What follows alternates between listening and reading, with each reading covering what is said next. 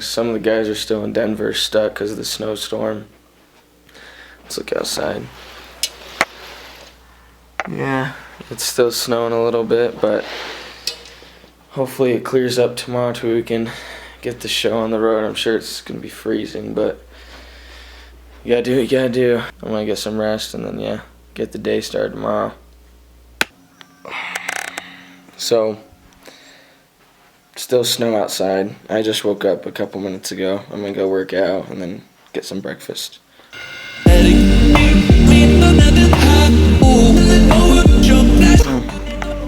We'll make it work.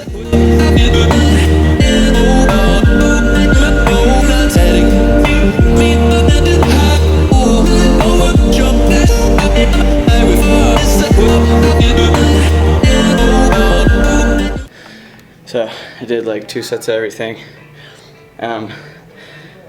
It's just to get the day going, so I'm not gonna go too much more. I'm gonna go get some breakfast now. Eggs.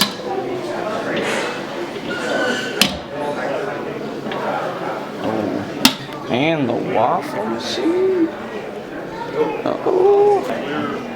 Safety first. Our show got canceled here in Colorado Springs. Unfortunately, due to all the snow, it just wouldn't stop, you know. So I need to stop saying so much. I'm kind of just going to explain to you how I got on Nitro Circus. So, wow, there it is again. I'm going to go back to when I was 15. I was doing shows with a company called All Wheel Sports over the summer, and I also lived in Pennsylvania.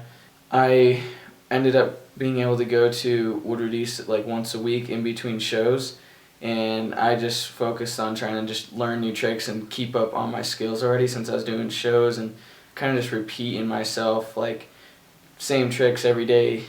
I ended up doing a 1620 over the mini mega ramp, and no one had ever done that on inline skates. And after that summer of doing shows, it just me and my family were still living in Pennsylvania, but things were kind of just spiraling down for our whole family, and my dad lost his job, and just everything, just one thing after another just kept happening, and it kind of sucked. But we ended up packing up and driving all the way down to Florida to live down there. We lived with our grandparents for a while, and while I was down there, I was trying to get to all these contests, and a lot of things were happening with me and the skate company I was with. I was trying to get to a skate contest in California because I barely had any money or anything to try and get to these places, so I was just relying on my sponsors to try and help me. They promised that they would get me there, and one thing after another happened, and they basically told me, no, sorry, it can't happen.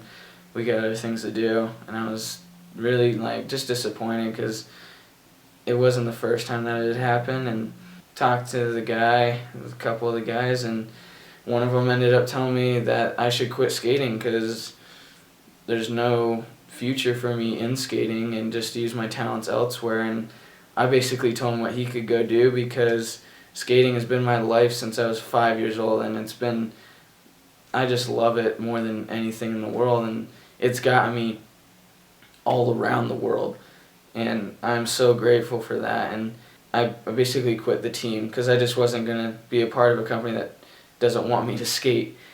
And that next day, Nitro Circus called me, and before Nitro called me, Dave Meddy called me earlier in the day, and Dave Meddy is a friend of mine that I met at Woodward, and he called me saying, hey, Nitro Circus is looking for another inline skater.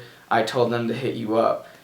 And I was like, Nitro Circus? It's the #1 action sports show in the world. And so I was just waiting to get this call, and the call came through, and I talked to one of the managers, and they basically told me, we're going to be flying you out in a couple weeks to our Nitro Circus practice. We just want to see what you can do. I was like, yeah, I'm down for that. So I went out there. Before that, like, one of the biggest ramps I've hit was Mini Mega, and Mini Mega isn't very big, but it's one of the biggest ramps I've ever hit. And so going to Giganna, which is way bigger, it was pretty intimidating going up to that huge ramp, and like just all these guys are the best of the best, and they're just doing it like it's no problem, and I'm like, all right, well, I just gotta send it, I guess. And so I just did all the tricks I could, learned a whole bunch of tricks while I was there, and just did my best. I mean, that's all you can do. I ended up not staying for the lander because I had a prior obligation to go to, so they only got to see me do tricks into the foam pit. And then I got another call a couple weeks later. Do you want to go to Europe for your first Nitro Circus tour? And I was like, yes, let's do this. I'm so down. And once that happened, I mean, a couple weeks later, after that phone call, I was in Europe on my first Nitro Circus tour, and I just couldn't have been happier, man. It was a dream come true to be traveling the world with the best athletes on the #1 action sports show in the world. And I was just so hyped. I'm on my 5th tour now with Nitro Circus, and it just gets better and better, you know. I mean, I'm always learning, and the whole group of us, it's just a huge family, and I'm just trying to do these videos for you guys to help you understand, like, how we go about things and how we just interact with each other. And it's just a huge family that is very crazy, and just we all love to have fun, and we just want to see everyone succeed in what they do, and that's the best part about it. And that's why I feel like I get along with everyone so well, and why I want to pursue being with these guys, because it's just a very uplifting environment that everyone wants to push it, and we do crazy things, and I love it.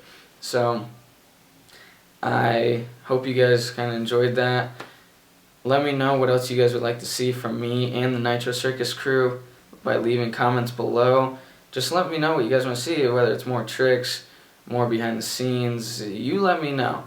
And yeah, give this video a thumbs up if you like it, and subscribe. Thanks, guys.